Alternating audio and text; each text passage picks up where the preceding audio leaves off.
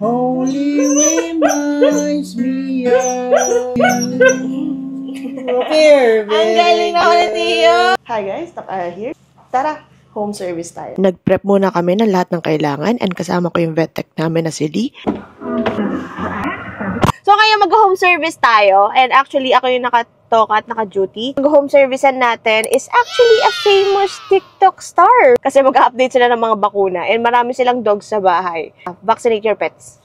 Yes, the one and only Theo. Siya po ang ating pasyente for today. And may pasample pa nga yan siyang acting skills niya. Papa must cry. Oh, cry. Cry.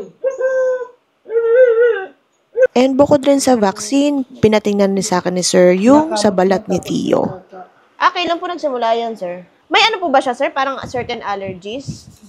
Tingnan namin baka daw sa chicken. Oo. Tapos, Ay, namumula nga iba niyang parts ng katawan. Sensitive ang balat mo, baby, ah. Kasi pagka ano po, sir, pwede rin sa environment yun, no? Let's say dust or kaya pag iba ng temperature. Kumbaga, lifetime siya. Pero ang gagawin natin, maintain lang natin yung certain health ng skin niya. Kapon na siya, sir? Kaya pala mataba ka eh. Bale, marami palang housemates tong si Theo. Lahat sila in-update namin yung mga 5-in-1 nila for parvo distemper na boosters and also yung anti-rabies vaccine nila for this year. Ito, kanina pa yan siya nagpapapansin. Yung pala gusto magpakarga. Now it's Theo's turn. Tinitingnan niya ako. Namarka na daw niya ako at ako daw nagtusok sa kanya. Theo was a brave boy. Parang wala lang. hindi naramdam kasi makapal na yung balat. Oo nga.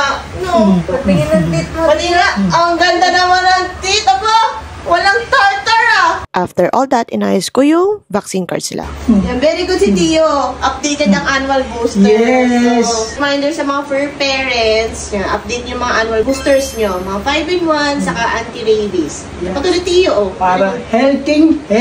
Oo, ito si Theo, very healthy. Maraming salamat kay Sir Romeo and also kay Theo for availing our home service from 5 Paws Veterinary Clinic. And if interesado kayo, lalo na if nasa Santa Rosa area kayo, go check out our page and mag-inquire na po kayo doon. Don't forget guys, to consult your veterinarian.